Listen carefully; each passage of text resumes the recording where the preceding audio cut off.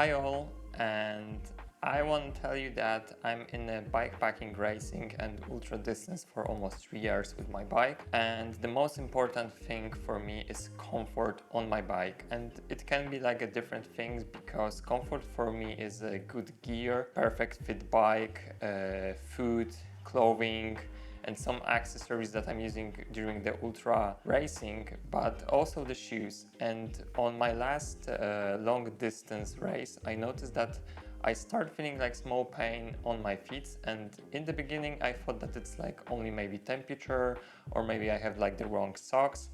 But when I just came back to Amsterdam, I went for an appointment with my bike fitter Stoff, and we discovered that I had the wrong size of my shoes. And don't get me wrong, because for my trail running adventures, I'm always using like the wider shoes, so I'm feeling more comfortable and stable. But in this case, for 3 years, I just like focus on the design of the shoes without any knowledge what should be like the correct size for me. After appointment with Stoff and doing the right measurement for my feet, finally I found a solution for me for that season, and this is my choice.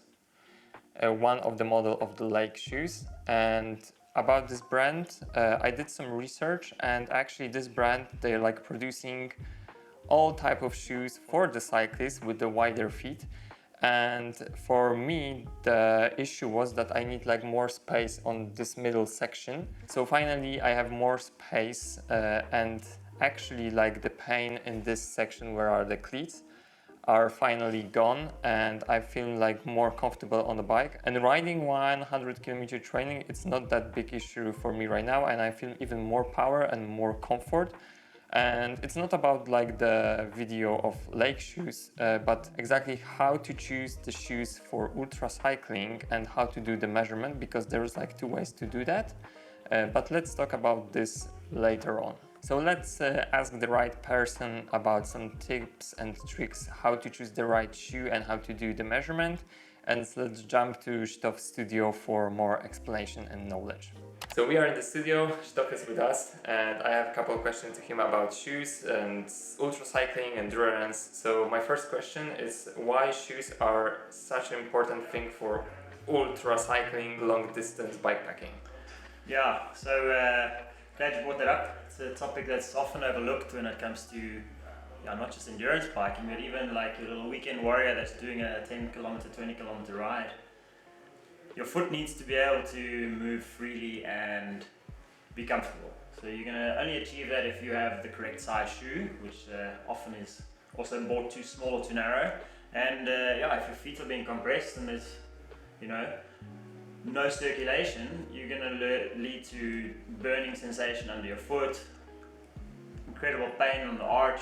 You're going to have the ability to not push any power. So you've probably experienced it in your journeys that sometimes you're riding, and when you want to pedal, your feet are just completely on fire and you just can't ride.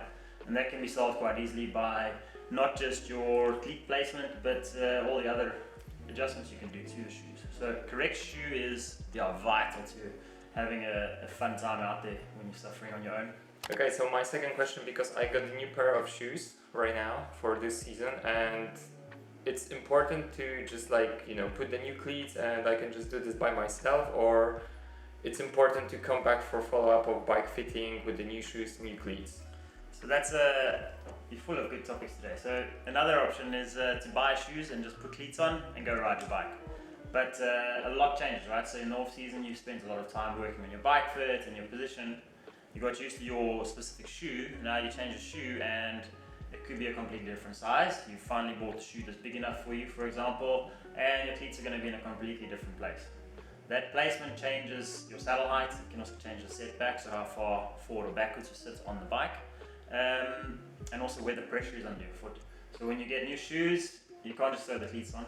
You need to bring your bike in, and we have to double check your saddle height and make sure that the cleats are exactly in the right place.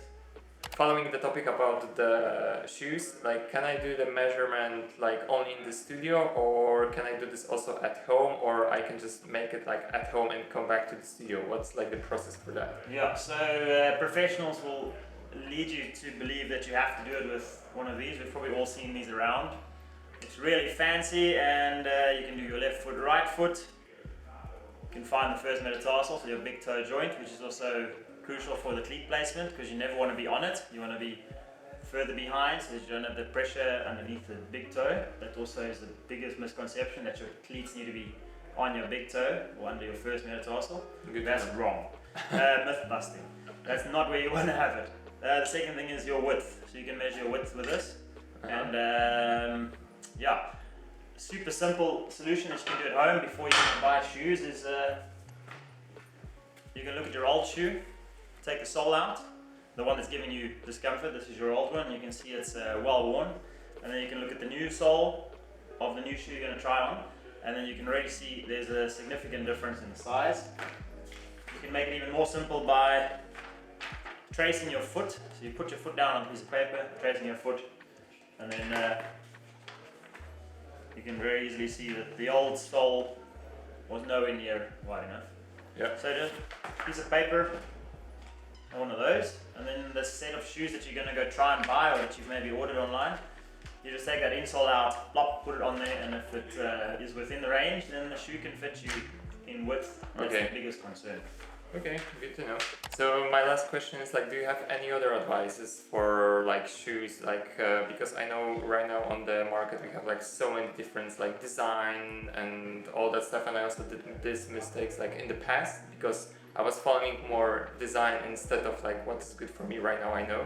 So yeah. Any other advice for people like in this endurancing bikepacking world?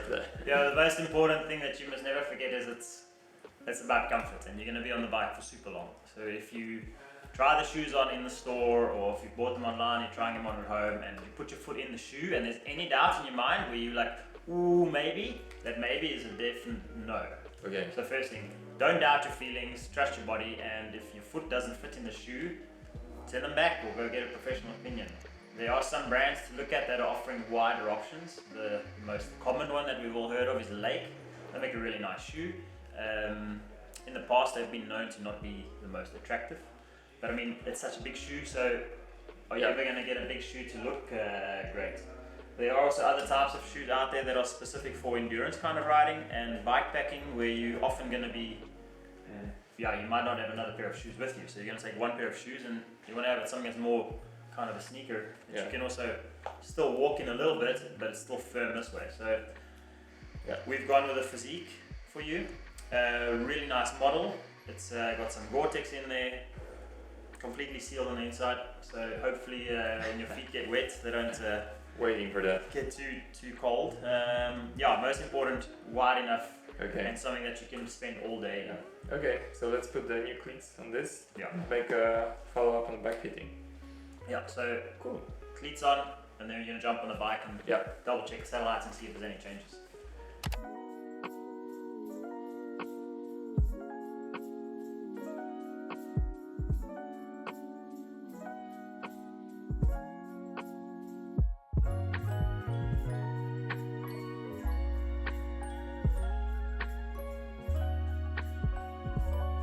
So this is everything about shoes for ultra cycling, and from my side what I can also advise you, sometimes it's better to spend more money for one good pair of shoes after your like research and do all the measurement, instead of like buying a couple of pairs during 2-3 years period. I did it in the past, and if I knew that before, I would probably save more money, so remember about that.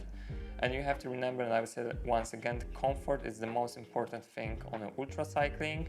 And I saw on many races that people were suffering because they bought like the not right gear for them and for their body. So yeah, just do your own research and remember that safety is first in this type of like cycling. And I just want to say thank you for being here, and see you on the next adventure.